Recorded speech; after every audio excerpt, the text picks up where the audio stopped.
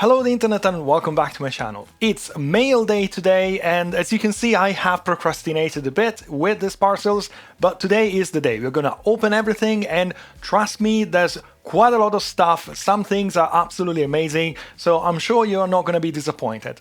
This box is coming from Austria, from my friend and viewer Peter. Thank you very much, Peter, for sending this box in. This is coming from the United States, from Sphere, and this is coming from Norway, from Bacchus, who is one of my viewers and also one of my patrons. And let me thank all my patrons, Bacchus in particular, on this occasion for all the support they give to this channel. They are absolutely amazing. This box comes from Marco from Germany. Thank you very much, Marco, for sending this in. And to help me using something which is inside this box, I've got this box from my friend Alex, aka Bits and Bolts. If you don't know Bits and Bolts channel, please go and take a look. Do subscribe, take a look at the videos, they're absolutely amazing. And thank you very much, Alex, for sending this in. There's something that I'm going to use to play with something which is in this box, plus a huge amount of items which we're going to explore together, and probably they're going to be part of some future videos. There are a lot of items to take a look at together today, so let's not waste any more time. Let me thank today's sponsor, PCBWay, and let's start opening these boxes and see what's inside. Right, I don't know exactly where to start from, so I will start from the parcel from Norway, from Bacchus, who is one of my followers and also one of my Patreon supporters. So thank you very much for that, twice, because you are a follower and a Patreon subscriber. And let's see what we got here.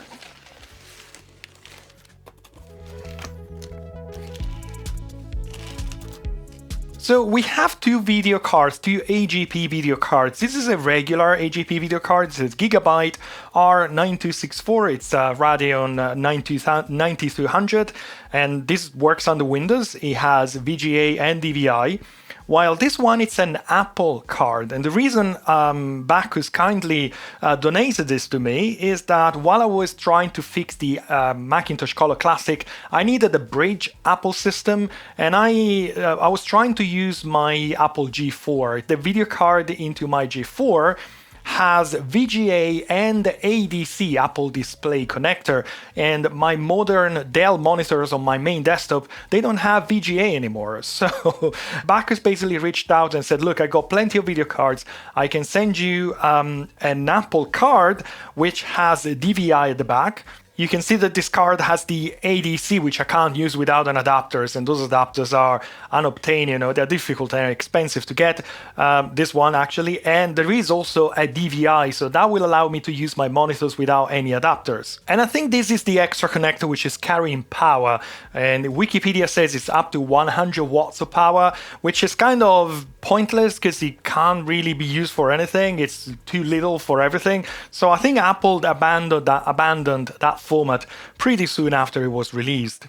Now, the reason I've got another video card here, which is a regular Windows card, is that this is supposed to be working with the Macintosh, but with the appropriate firmware. So the firmware, the BIOS, needs to be swapped for a Macintosh compatible one, and then this should be working in my Quicksilver, but not straight away, not out of the box. Now, what we can do now, I can try and test this one in my Macintosh real quick, just to make sure that it works.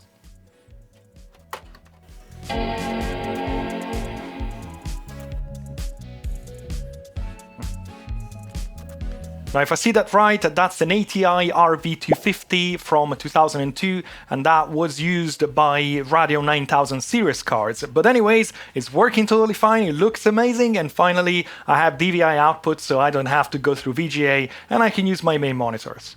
To test the other video card, I'm going to use this computer. This is the computer from hell, which I tried to upgrade on a video and it took me like 3 weeks. I haven't turned it on in a while, so I don't know whether it is still working. I'm also curious, but it comes with an AGP port, so let's use this one. So we take two birds with one stone, we test the card and also we make sure that this is still working. Well, this system is honestly cursed. I can't use this card in here because there's a capacitor in the way which clashes with the heatsink. It's not even the fan, it's just the heatsink. This card will never fit in this system, so I'll have to try another one.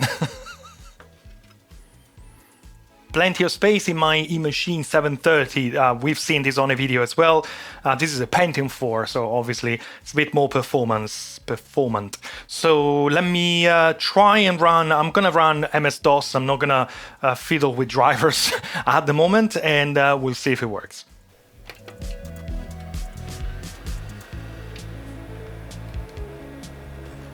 Ooh.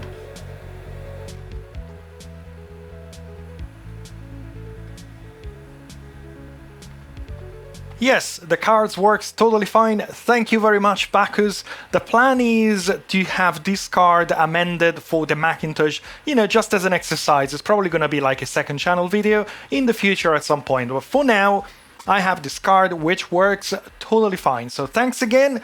Let's move to the next box. Next parcel is from Austria, from my friend and follower Peter. I know what's inside this parcel, well I should know, but I haven't really opened this, so it's a surprise for me as well. Right, we got a hard drive, an IBM hard drive, 30 megabyte, and a floppy drive. This is a special one, if I understand correctly. This is a 2.88 megabytes floppy drive. The main reason for this donation is the hard drive, because Peter saw the PS2 video where I couldn't fix my hard drives. Nobody can fix a hard drive, but basically I had my PS2 without the hard drive. So he had this one available, which I think it should work on my IBM PS2. I think the connector is the same size, because then they moved to it. There are two sizes, this one and the bigger one. One is ESDI, if I'm saying that right. This one, I can't remember exactly how it's called, but this should work on mine. I don't think this is one of, I call them the squeaky hard drives. I think this has a voice coil as a head driver and not a stepper motor. So this is not going to make that noise, which I really like. But anyways, it would be nice to have a working hard drive. Now, I'm not going to test this drive straight away, and the reason is these drives are notorious for dying straight away because of like that kind of gooey rubber inside. Again, when you turn them on, basically spreads everywhere and the drive is destroyed. I know it's not ideal, but I think I would like to take a look inside before turning it on. So that's going to be maybe another video. Maybe I have better chances of having this working if I take a look inside, take care of whatever is wrong if I can, and then turn it on. But we'll take a look at that in another video, I guess. But thanks for that. These, I can't use it on my PS2. I don't think my PS2 is even compatible with 1.44 hard drives, if I'm not mistaken. I can't remember exactly. But most importantly, the connector here at the back is not I mean, this is a standard, I think, like a PC drive connector, and my PS2 definitely doesn't have that. But that means I can test it on a random motherboard. Let's get a motherboard and let's test this. And no, I can't test this one. This, I guess it's an IBM proprietary connector, because it doesn't have power. I went to plug the power and where the connector. So no, I really haven't got a system that can be used with this. I'm sure there will be adapters, PCB, that kind of stuff. So thank you very much, Peter. In the meantime, maybe I'll have a look what's needed to test it on a non-IBM system. Right, the next parcel is from Sphere from the US, and I've got some other parcels from Sphere in the past. I think he sent me some cash to fix a motherboard, and a motherboard itself for some soldering that went wrong, and I fixed that for him. And this time I've got this, so let's take a look. We've got an interesting item here, and I think we have some memory modules here, yes.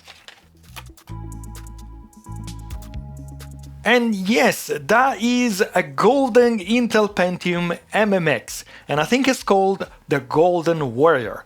Now, where is it coming from? Well, we don't know exactly. Apparently, someone basically got the Intel core, the IC, and installed it on a custom interposer, and then they installed the fancy golden heat spreader on top. It's not exactly clear where this is coming from, who made it, why. Again, if you know something, I've added 3 links down below in the description where Sphere was trying to find some more information about this processor. So if you know something more, please do leave a comment, because I'd love to know where these are coming from. I found a web page online which is linked in those threads on Vogons that I mentioned, and apparently someone found this in, well, something like this, not exactly this one, in Japan in a store. You could buy them, but again, this is not an Intel product. I mean, it has an Intel processor inside, but it's not manufactured by Intel. Now, the still screen says Tillamook, if I'm saying the right, 300M C100. So the thing is, we don't know exactly what's inside. It also says 512 kilobyte of cache. Well, the cache is on the motherboard. It's not on the CPU. So it's unclear. Without destroying the ICs inside, it's impossible to know what exactly this is. Anyways, the reason I got this is that this is not working. The IHS comes off, and as you can see, we got the, I think it might be the film package, which was soldered on an interposer. And unfortunately, all the little wires are all messed up, because obviously, the moment that this comes off, the wires are exposed and it's extremely easy to damage them. Now, Sphere was very, very confident with my abilities of doing micro soldering, but I had a look at this under the microscope. I don't think I can fix it. Let me show you why. So as you can see, unfortunately, it's a disaster under there. There's even some thermal paste, I think, on some of them. Most of them are detached. Now, my problem is, number one, I don't think I'm a wizard when it comes to micro soldering. The other thing is, these are my smallest tweezers, and they are huge compared to those wires. Those wires are like, it's like hair. You don't feel any friction or anything. They feel broken because they're very, very, very small. Even the ones which seem to be attached, they're not. As you can see, these two are detached, that is detached.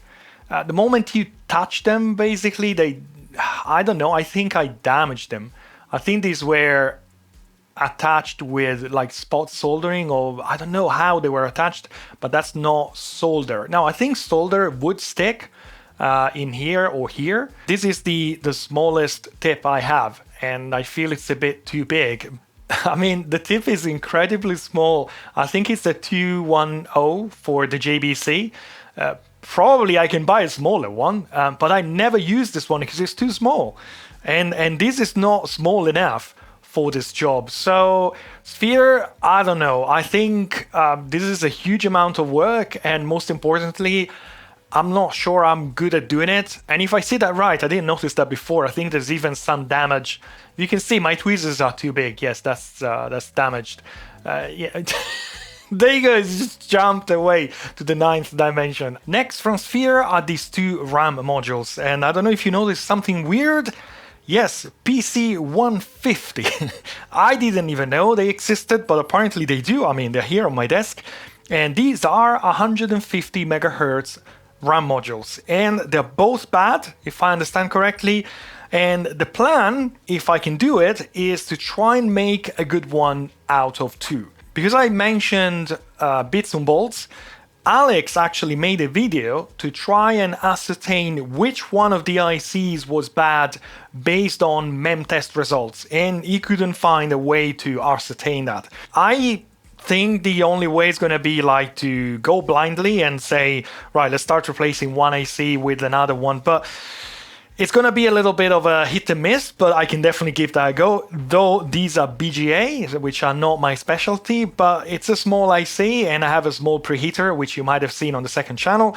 So I'm happy to give that a go. It will take a little bit of time, but hopefully I can make one working one.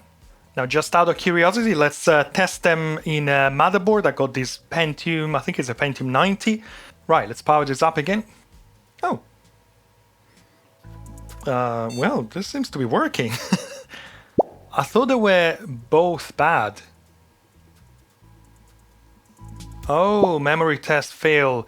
Yeah, I could see that. It jumped from like 32 megabytes to 265 and 56.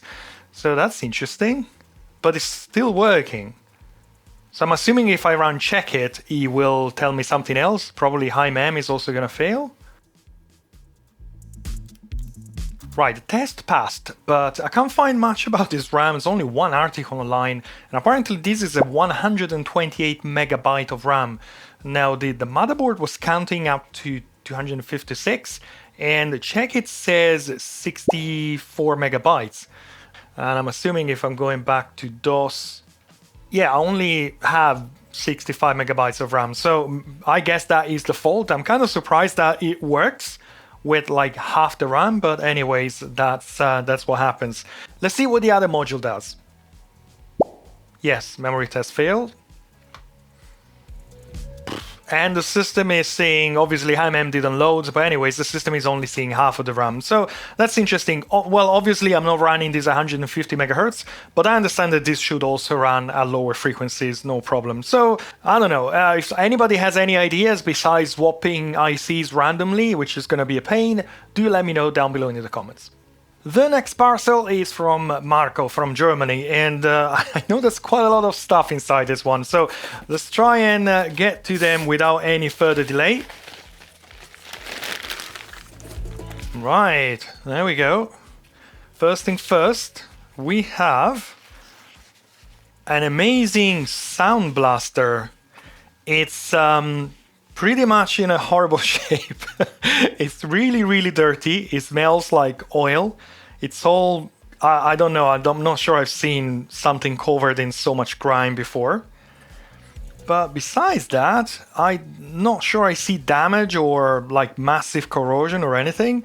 The memory, one of the memories slot here, the plastic bit is broken, but I think it's still gonna work. All components seems to be in the right place. But this needs a good wash. Let me find out about this card first. So this is a Sound Blaster 32 from 1995. It's the little brother of the Sound Blaster, how would you say it? O32, AWE32. But this one with extra RAM is basically an O32. This is lacking onboard RAM besides a few more things.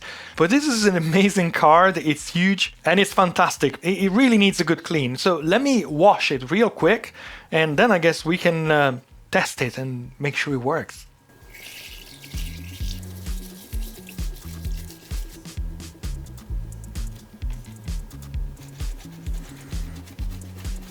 Alright, the outcome is amazing as usual. There's just a couple of points I'd like to inspect under the microscope. I see some corrosion, but I'm not sure whether it's actual corrosion or maybe it's grime that didn't come off with the washing. Let's take a quick look. Okay, well, the first spot is in here. There's a capacitor with some, I don't know, it looks like rust. It could be something else. I'm not sure I want to know what that is, but hopefully it's not rust, it's just grime. It is, yes. Oh my gosh, I don't know. I don't want to know what that is. Oh my gosh, okay.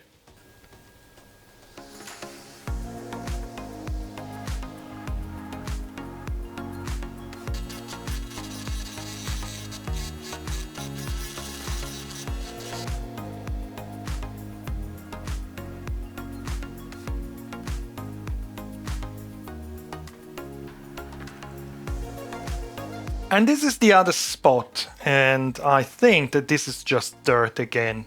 Well, yes. Oh my gosh. I don't know what.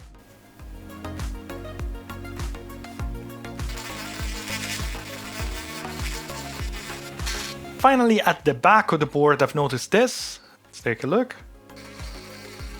Yeah, it's only on the surface, so that is also great.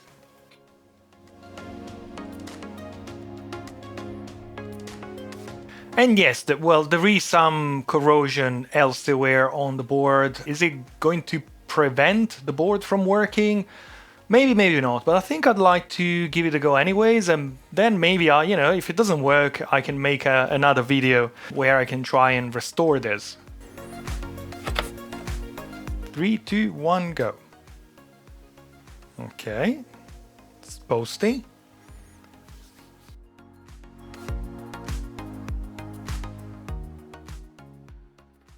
8-bit testing.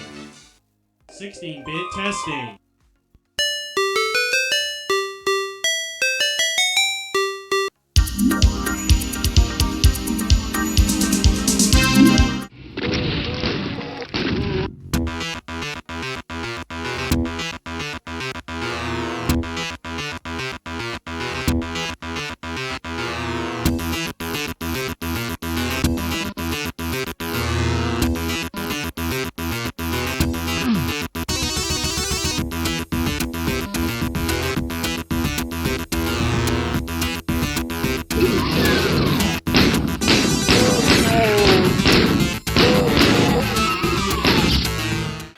right, it works. It's taken me a while to sort out all the sound and everything, and I really thought it was faulty because the EMU 8000 I see here, I mean, I can barely touch it, and I thought, okay, that's shorted. I can barely touch it. Let me check the temperature. I mean, it's 68 degrees. I mean, is that supposed to be like that? Is the EMU 8000 supposed to run so hot? 70 degrees. I mean, this, as a minimum, will need a heatsink.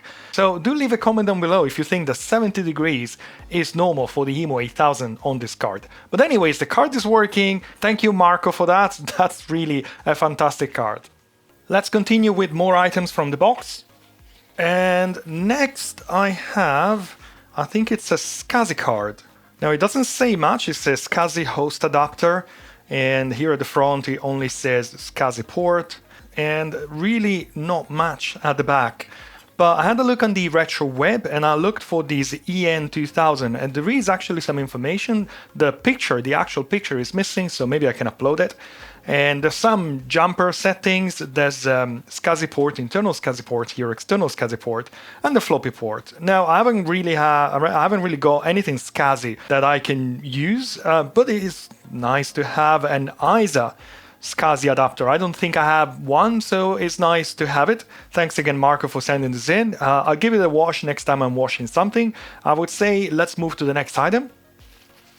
Oh, look at that.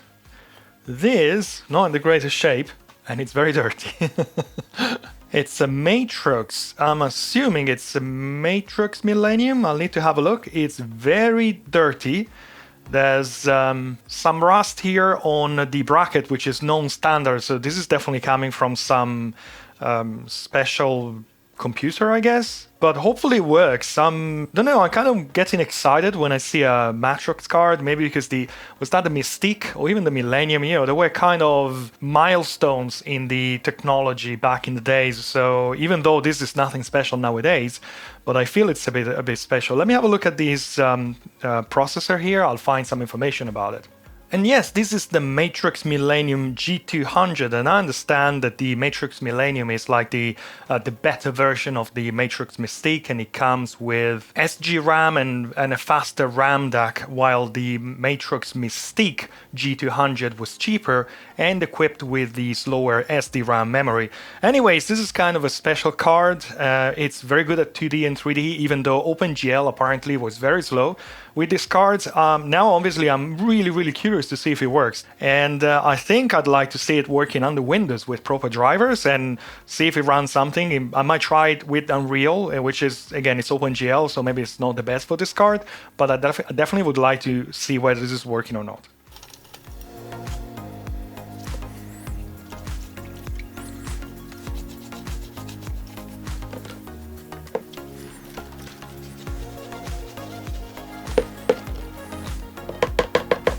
The outcome is amazing as usual, though I still see a little bit of corrosion here and there, but it looks to be totally fine.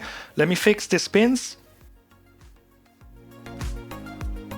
And I think I'm going to use the E730 again to test it, because I think that has a Windows XP installation rather than try and push my luck with Windows 98. So let me get that out, I'll install the drivers and we'll test this card. And before I get to that, I've also cleaned the SCSI card since I was washing stuff.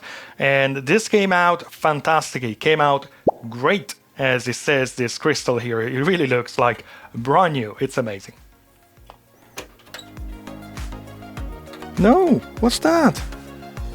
Right, another surprise here, because the E730 has an AGP which is rated 1.5 volts, so the notch is on the right hand side, while the Matrox here has the notch on the left hand side, which means it's rated for 3.3 volts. We'll delay this towards the end of the video, you will understand that why. So let's move on to the next item and we'll try and test the Matrox towards the end of the video with different hardware.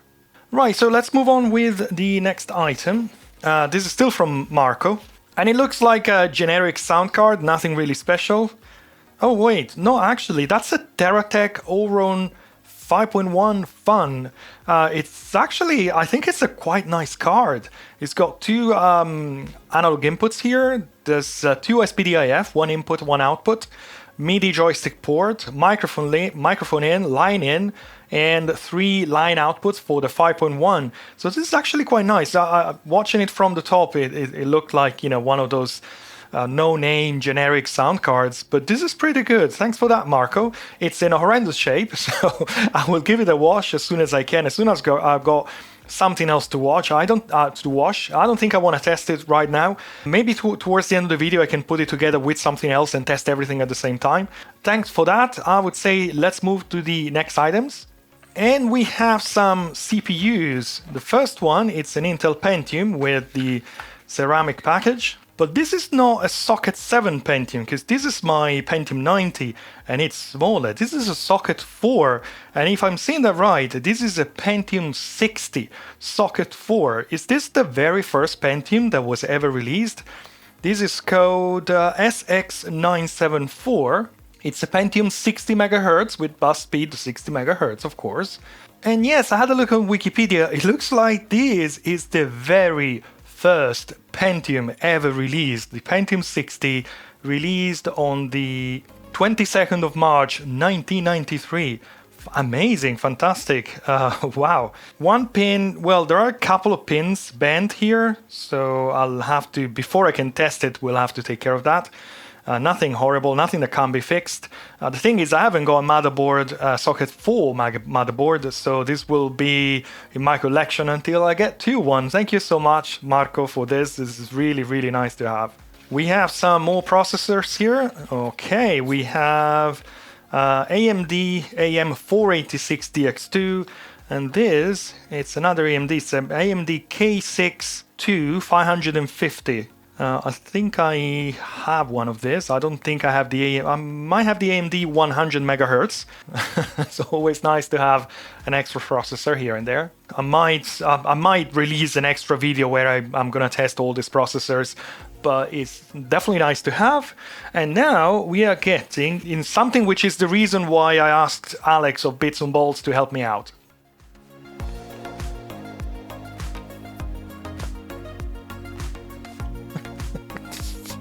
I've got too many. All right, I got a few CPUs. Right, let's leave the Pentium 1 and 2 in a moment. So we got this, we've seen this 3 and this one. Here we go, in AMD Athlon, it says AMD AXDA 2500 DKV4D, and I think it's a 1.8 gigahertz. I might have one of this in one of my motherboards, but it's nice to have another one. We have some modern CPUs.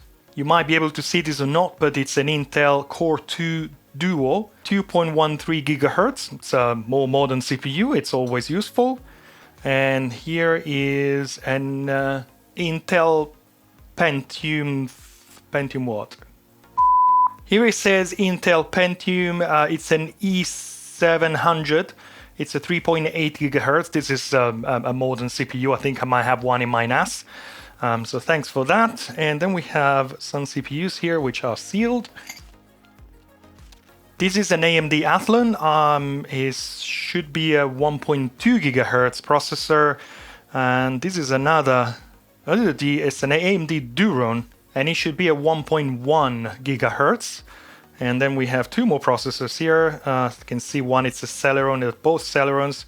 So we have AMD and Intel, who are not having the greatest time at the time of shooting this video with their issues with the Gen 13 and 14 not being very stable, crashing, damaging permanently. Nobody knows exactly what's going on.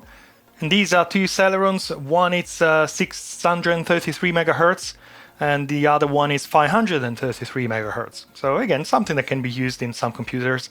Now, I don't want to spend hours testing all the CPUs, but I think I would like to test the Slot 1 CPUs. And the reason is because I don't have a motherboard for the Slot 1 CPU. So, if I don't have a motherboard, how can I test them out? Well, when I noticed that there were quite a few Slot 1 CPUs in the box, I reached out to Alex, and Alex sent me some Slot 1 motherboards to test the CPUs. So let's move to Alex's box Let's have a look at what motherboard he sent me and what other things he sent me.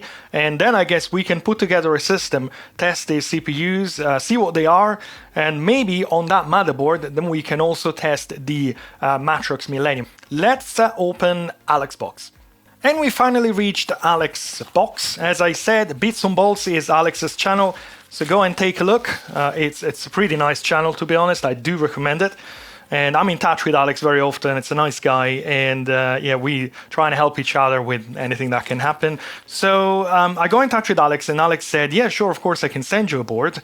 But you know that I don't like stuff that works. It's just boring for me. So he actually sent me a broken slot 1 motherboard. But because it's shipping from Dubai, and you know, it felt like it could be a possibility to send a motherboard, which then, you know, it's not working, I can't fix it, and then that's it. You know, we wasted money and time to ship this board all around the globe for no reason. He sent me 2 boards, one which is supposed to work and one which needs some care, which could be for a future video. So we have 2 slot 1 motherboards here, plus we have bits and bobs, which I'd like to explore with you now. Right, there's quite a lot of stuff in here. I feel like a kid for Christmas. Let's begin with this. This is the voltage blaster. This is from Necroware and Phil's Computer Lab. It uses an ISA slot, and it basically generates -5 volts from the existing rails. So if you don't have one of those power supplies which are generating -5 volts, and you happen to need -5 volts, then you have one of these. And I think Alex also sent all the bits to put this together. Thank you very much, Alex. But Alex actually came up with his own solution. It's, I don't know if he has a name, but it's this. It's basically a right angle adapter for an ATX power supply, and he has the, let's call it his version of the voltage blaster on the adapter itself. So you end up with basically 90 degrees extension of your ATX cable, and you have -5 volts on the second part of the cable, on the remaining part of the cable. The main advantage compared to the voltage blaster is that it doesn't use an ISO slot, which, you know, I feel it's an interesting advantage. So thanks for that. Again, I haven't got one of this, so it's a nice thing to have. Alex also sent me one of his Amtech Flux syringe here. I think this is like AliExpress. Amtech is just for comparison, because I tend to buy the original one, which is very, very expensive. So he wanted me to, you know, give it a go and see if by any chance I like it. Here we got some hardware to fix the slot 1 on the motherboard, and here are a couple of clocks for one of the motherboards, the one that needs to be fixed, because apparently it's corroded or something like that. We might be able to take a look in a minute. Now, this is an interesting item. Alex has been working on a project where he's designed his own version of 16 megabytes SIMM 30-pin SIMM memory modules, and he found these at the scrapyard, because he has a scrapyard nearby where he lives, and every now and then he goes there and he finds all sort of treasures. I'm so envious of that, because you can't do that in the UK. And he found lots and lots of these memory modules, and basically he's designed PCBs which can be populated with 2 of these modules for a total of 16 megabytes per module. So if your motherboard can support it, you can have a 386 with 64 megabytes of RAM. He's been working with PCBWay a lot. I think it's at the 3rd revision of the PCBs, and as soon as it's tested and it's working, I'm gonna order some, and I'm gonna desolder these ICs from this RAM module, weird RAM module I shall say, and make my own 30-pin 16 megabytes ICs. And speaking of PCBWay, because it's the sponsor of this video, don't forget that all these projects, all Alex's projects, are available on PCBWay.com. Take a look. You can find the -5 volts generator. You can find the RAM, which is still in the working, but there will be a final version of the RAM, and many other projects that Alex has been released with the help of PCBWay on PCBWay.com. Now, if you follow this channel, you know that I've been working with PCBWay for quite some time, and it's extremely easy to get something manufactured. You just need to find the project online, the Gerber file associated with the project, and upload it on PCBWay.com, and the process is more or less automatic. You need just to select the color of the PCB, a postal service, and the PCBs will be delivered at your place. Don't forget it's PCBWay's 10th anniversary. Take a look at the dedicated section and explore PCBWay's journey to present days. So take a look at PCBWay.com, but also at Bits and Bolts store section on PCBWay.com, and you will find all Alex's projects ready for you to order through PCBWay.com. Let me thank again PCBWay for sponsoring my channel. Their help makes these videos possible. So thank you very much, PCBWay. Thank you very much, Alex. This is just amazing. Let's move to the motherboards and hopefully we can use one of those motherboards to test the other items that Marco sent me from Germany. Alright, this is one of the motherboards Alex sent me. This is the broken one. It's an Asus P2L97. One of the clocks, crystals, was just loose in the bag, and it belongs here, if I can see that right. I think the other one is all mangled. We have mangled pins, so and the connectors here are all rusted and not in the greatest shape. So it should be working, it's not in the greatest shape, but I'd love to have a look. Again, I haven't got socket 1 motherboard, so this is going to be a nice one to repair. So that's not the one we're going to use today, but thanks for sending this in, and it's going to be, I guess, part of a future repair video. My first socket 1 repair video. Alright, so this is supposed to be the motherboard that I can use for my tests, and I can't really find too much about it, as it says Intel here, it says E139761. And if I'm looking online, there's some mention that these was like made by Intel for Gateway, maybe, but there's no other mention or label or product number or anything. I can only see there is an Intel IC here, flash, it says, so I guess that's the BIOS. And also see there's a Yamaha YMF 740B sound IC, because this is onboard sound. It's a pretty nice board. It feels very solid. It's in very great shape. There's no, like rust or corrosion or anything. The plan is, let me populate this board, and I think I will also populate it with the Matrox Millenium and see if I get any output. I know it's a bit pushing my luck because I'm testing the motherboard, the CPU and the video card at the same time, but you know that I like this kind of risky business, so let's give it a go and see what happens. When I plugged the first CPU, I noticed a weird behavior. The motherboard would turn on as soon as mains was applied to the power supply and stay like that without doing anything. No codes on the postcard. It turns out some motherboards of this age were briefly powering on when power was applied, execute some code and then shut down waiting for the power button. But with the bad CPU, the motherboard would just power up and do nothing. It took me a while to realize that, given that I had no video output and I didn't have a known good CPU. Anyways, the CPUs are also very dirty. I tried a cotton bud on the gold fingers, but they kept coming out dirty, so it was time for a bubble bath for them too. Besides this cartridge one, which I don't know how to disassemble. Once washed and dried, I noticed that one CPU is missing some bypass capacitors at the back. Is that enough to prevent it from even powering up, or will that only affect the general stability of the processor? Right, I think I've washed mostly everything but this one, because honestly I don't know how to take it apart, but for now we'll be fine. I'm seeing unfortunately some damages on the die. This one is one of the, I don't know whether it's a Pentium 231, I don't know, but the corner is definitely damaged, and I think I see something else on this one too. Is that going to be enough to permanently damage the CPU? I don't know, but I would say at this point I should be able to test them and see which works, which doesn't, and most importantly, what kind of processors are those. So maybe I can label everything, then we'll choose one which works and can work with my heatsink. I haven't got an heatsink for this one, so we can't use this Pentium 2 here. And then I'll try and assemble a system that works with the Matrox, with the sound card, with everything, and hopefully we'll get to the end of the video with a working system on the Windows.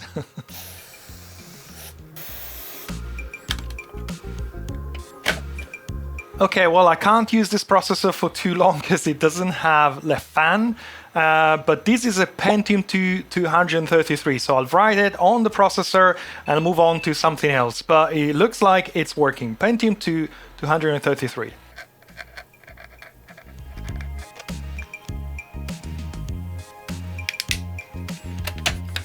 And this looks dead, unfortunately. The power supply is starting, the motherboard gets powered. I think this is the way this motherboard works. Apparently, it was pretty common back in the days. It powers up for a brief second, realize what happens, and then it goes off in some sort of a standby. But this doesn't process anything. There's only lines on the postcard. And I don't know, I've cleaned everything multiple times. So I would say for the time being, this is dead, unfortunately. Now, I would say before I spend time reassembling the heatsink, let me just try this as it is now. And I'll keep my thumb on it. So just a few seconds to see some codes on the postcard. If I don't see anything, probably there's no point in going ahead with the heatsink. You know what I'm saying? So 3, 2, 1, go. Now it's not doing anything. No, I mean, it only had signs of life once. Might be dead or almost dead, unfortunately. And this is the one with the chip in the corner, so it kind of makes sense that this is dead. Try again, 3, 2, 1, go. Okay, this is working. It started and then it stopped immediately, so this is definitely doing something. Let's reassemble it real quick. And I guess this is probably, hopefully, the one that we're gonna use for our tests. So let's power up, 3, 2, 1, go. Yeah, it powers and it stops immediately, the fan is spinning. And if I power on, it is definitely doing something. So yeah, it looks like the other two, unfortunately, look dead. And we do have an output, Pentium 2500, okay. Well, everything seems to be working, including the Matrox Millenium, which we didn't test before. And what I'd like to do now is to install Windows XP and see if I can have everything working, including the Matrox with full drivers and the sound card with full drivers. So bear with me.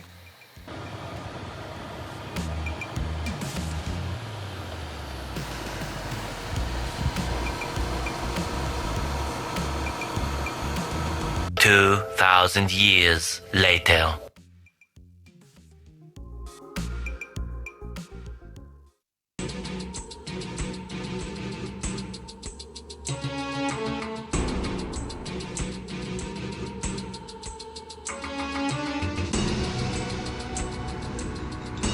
In 2291, in an attempt to control violence among deep space miners, the New Earth government legalized no-holds-barred fighting.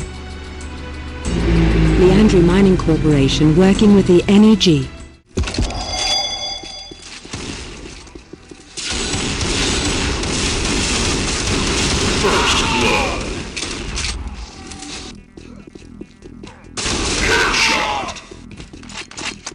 Well, everything seems to be working. It was more or less a painless exercise. Just one thing, the video card, the Matrox Millenium, I mean, the main IC is reading like 80 degrees all the time. I had a fan pointed at it, but it feels a bit weird that it's supposed to be running at this weird temperature. And this morning when I came to the workshop and I turned the system on, which I finished yesterday night, I had a weird like cologram sequence on screen. It sounded like an error message, like a code.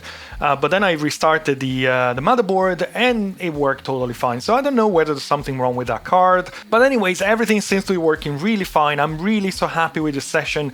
Thank you very much to everybody who sent me things. And I have so many more videos to make based on these items. I'd like to see if I can revive at least one of these CPUs. I need to test all the other CPUs. I didn't want to do this here because the video's got pretty long by itself, so I think I'll make a short video on the second channel where at least, you know, I ascertain what works and what doesn't, because I don't want to store those CPUs without knowing whether they're working or not. I will definitely make some 16 megabyte SIMMs as soon as Alex has finalized the PCB design, and I will put together this voltage blaster just in case. Again, I don't normally use -5 volts, but it's nice to have an adapter that you can use straight away. Well, I guess that's it for this video. I really hope you enjoyed it. I definitely have. Thank you very much again to everybody who sent me items, and thank you very much to all my patrons. Their names are scrolling at the side of the screen. Please do consider joining my Patreon if you would like to support my channel, either with a free subscription or something more. If you don't want to do that, I totally understand. You can buy me a coffee. The link is down below in the description. If you don't want to buy me a coffee, that is also totally fine. Just watching this video, maybe like it, subscribe it, and maybe leave a comment. That's totally fine for me. Well, I guess that's it for today. Thank you very much for watching. I hope you have a fantastic day, and I'll see you again soon here on my channel for my next videos. Thank you very much, and goodbye. Bye-bye.